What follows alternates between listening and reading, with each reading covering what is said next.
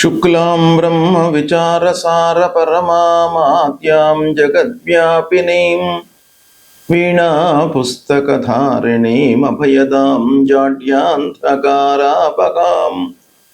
హస్తే స్ఫాటికమాలికాం విదదతీం పద్మాసనే సంస్థితాం వందే తాం పరమేశ్వరీం భగవతీం బుద్ధిప్రదాం శారదాం.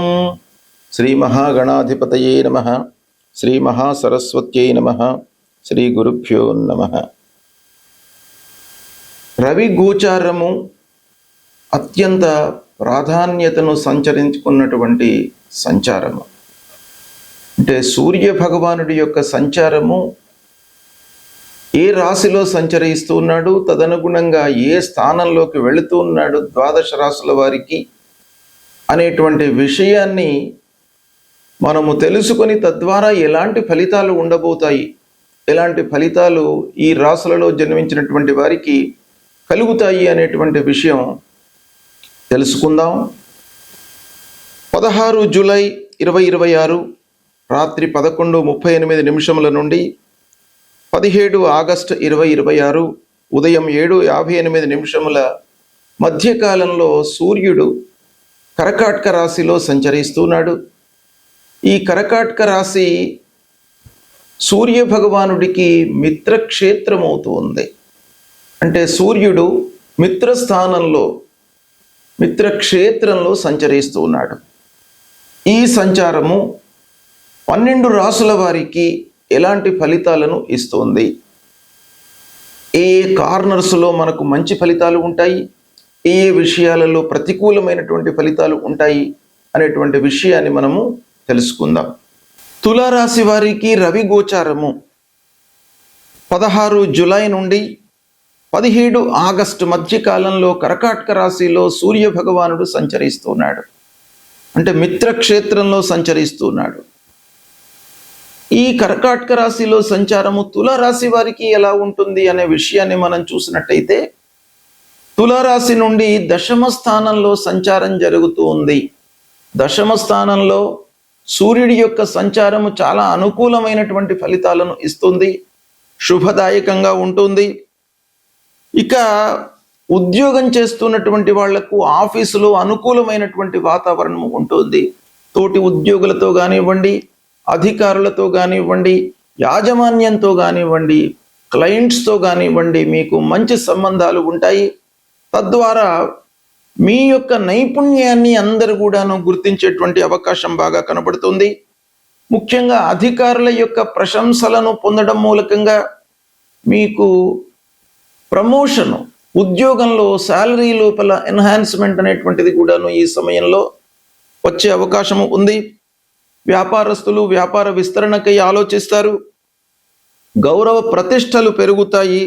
కొత్త బాధ్యతలు స్వీకరిస్తారు. ఇక ఆదాయము మెరుగుపడుతుంది. పూర్వము ఫేస్ చేసినటువంటి ప్రాబ్లమ్స్ దూరం అవుతాయి. ఏదో రకంగా మీకు డబ్బు చేతికి అందడం అనేటువంటిది ఈ సమయంలో జరుగుతుంది. చేసేటువంటి వృత్తిపరంగా మీరు సంతోషంగా ఉంటారు. జాబ్ సాటిస్ఫాక్షన్ బాగా ఉంటుంది ఈ సమయం లోపల. కాకపోతే నాయకులకు, అంటే రాజకీయంలో ఉన్నటువంటి వాళ్లకు కూడాను ఈ సమయంలో కార్యకర్తలతో కానివ్వండి, అధినాయకులతో కానివ్వండి అనుకూలమైనటువంటి వాతావరణం ఉంటుంది. తద్వారా మీరు చాలా సంతృప్తిగా ఉంటారు. ఇక కుటుంబంలో అందరితో కూడాను సహాయ సహకారాలను పొందుతారు. పిల్లలు, భార్య, కుటుంబ పెద్దలు వీళ్ళందరితో కూడాను ఒక సఖ్యతతో ఉంటూ సంతోషకరమైనటువంటి వాతావరణం ఇంట్లో ఉంటుంది. ఆరోగ్యం నయమవుతుంది. పూర్వం పెట్టినటువంటి పెట్టుబడుల మూలకంగా లాభాలను పొందుతారు. ఈ సమయం లోపల సమాజంలో ప్రత్యేకంగా మీకు గుర్తింపు లభిస్తుంది. ఇక ప్రయాణాలు కలిసి వస్తాయి. విద్యార్థులకు ముఖ్యంగా ఈ సమయం లోపల అనుకూలమైనటువంటి ఫలితాలు ఉంటాయి. ఈ విధంగా తులారాశి వారికి దశమ స్థానంలో సూర్యుడి యొక్క సంచారము చాలా అనుకూలమైనటువంటి ఫలితాలను ఇస్తుంది.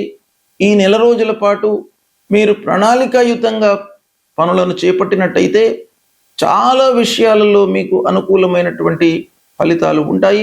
సద్వినియోగపరచుకోండి.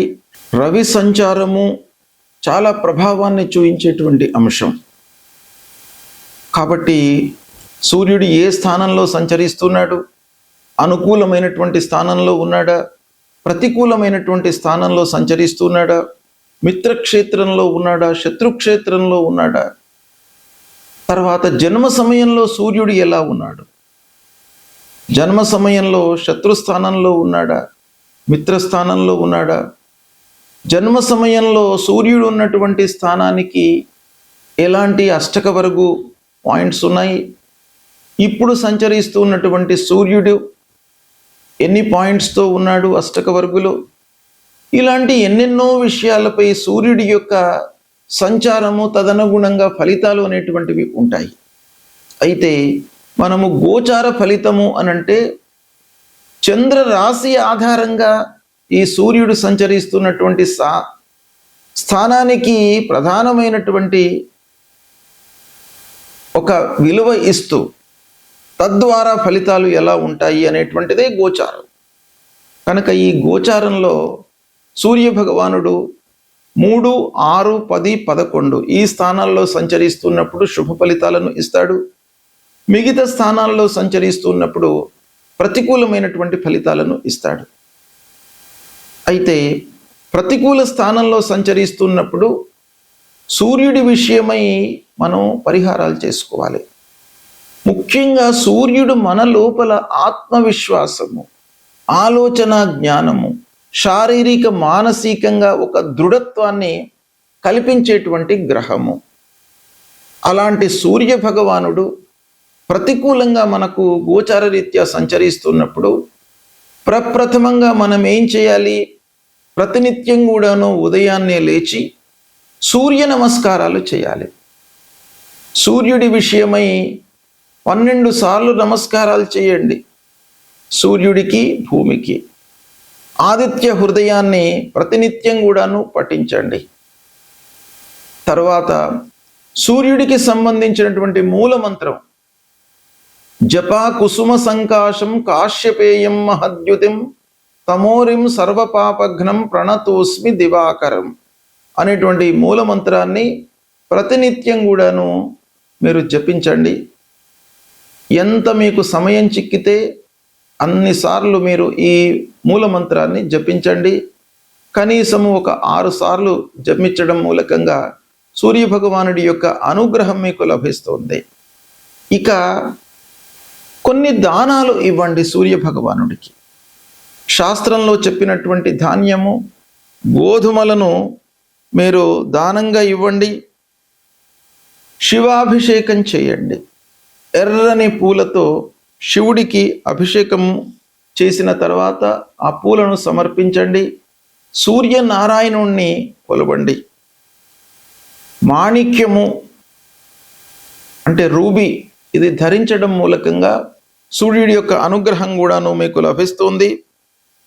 జపము, దానము ఇవి చేయలేనటువంటి వాళ్ళు, శక్తి లేనటువంటి వాళ్ళు ఏం చేయాలి? భగవంతుడికి సంబంధించినటువంటి స్తోత్ర పారాయణం చేయండి.